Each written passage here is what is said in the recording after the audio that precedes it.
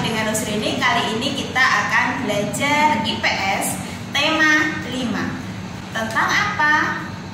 Karakteristik geografis Indonesia. Sebelumnya silahkan dipersiapkan alat tulis dan buku BPD-nya.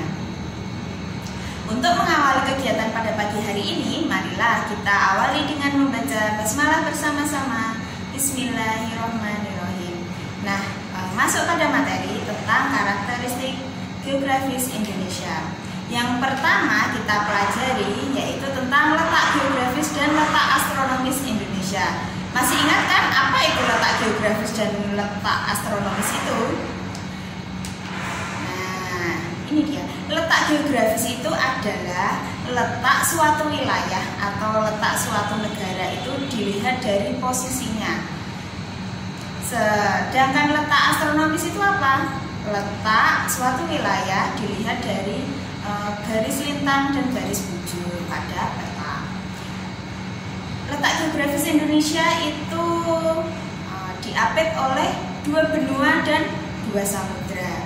Benua apa saja yang mengapit negara Indonesia? Yang pertama adalah benua Asia, yang kedua benua Australia. Sedangkan 2 samudra yang mengapit Indonesia itu adalah Samudra Hindia dan Samudra Pasifik. Itu tentang letak geografis Indonesia. Sedangkan letak astronomis Indonesia itu berada pada 95 derajat bujur timur sampai 141 derajat bujur timur dan 6 derajat lintang utara sampai 11 derajat lintang selatan. Nah, garis bujur itu membelah bumi itu menjadi 2 bagian, yaitu bagian barat dan bagian timur. Sedangkan garis lintang itu membelah bumi menjadi 2 bagian, yaitu bagian utara dan bagian selatan. Sudah paham kan? Ini hanya mengulang dari materi tema 1. Kita lanjutkan tentang batas-batas negara Indonesia. Negara yang berbatasan langsung dan tidak langsung dengan negara Indonesia itu ada banyak sekali. Di bagian timur, negara yang berbatasan langsung dengan negara Indonesia itu ada Papua Nugini. Kalau di bagian utara itu ada Singapura, ada Malaysia, ada Brunei Darussalam, ada Filipina, dan masih banyak lagi.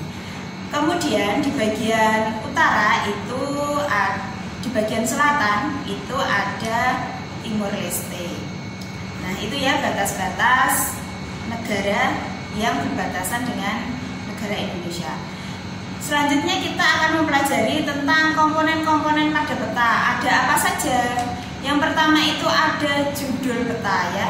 Kalau anak-anak sekalian melihat atlas itu yang bagian atas sendiri itu ada judul peta. Di sini judulnya peta wilayah negara Indonesia. Terus ada apa lagi? Garis astronomis. Garis astronomis itu ada 2, yaitu garis lintang dan garis bujur. Kemudian ada mata angin. Kemudian ada apa lagi pada komponen peta? Ada legenda. Legenda itu berisi keterangan-keterangan pada peta.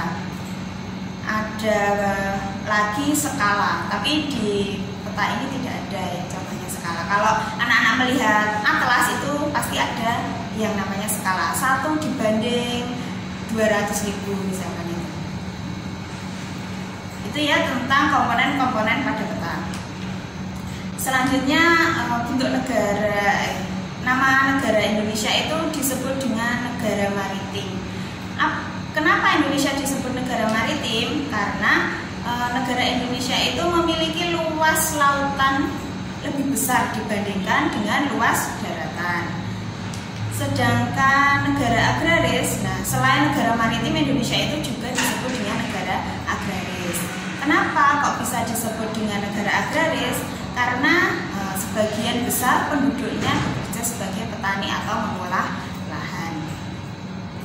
Itu tentang nama lain negara Indonesia disebut negara maritim dan disebut dengan negara agraris. Selanjutnya kita akan mempelajari tentang subak. Subak itu adalah salah satu tradisi yang ada di Pulau Bali. Nah, tentang apa? Tentang tentang sistem pengairannya, karena di Bali ini mempunyai sistem pengairan yang unik. Jadi di Bali itu ada kelompok-kelompok petani. Nah, kelompok petani itu bergotong royong dalam irigasi. Jadi ada kelompok petani yang kekurangan air. Nah, kelompok yang satunya itu meminjamkan air. Itu ya tentang subak. Nah, subak ini merupakan salah satu warisan dunia yang sudah diakui oleh UNESCO pada tahun 2012. Cukup sekian penjelasan dari Usrini. Apabila ada pertanyaan, silahkan hubungi Usrini, dan untuk latihan silahkan dikerjakan buku PPD-nya, latihan LKPD dan pengayaan pada pembelajaran 1. Usrini akhiri dengan membaca hamdalah bersama-sama. Alhamdulillahirobbilalamin. Wassalamualaikum warahmatullahi wabarakatuh.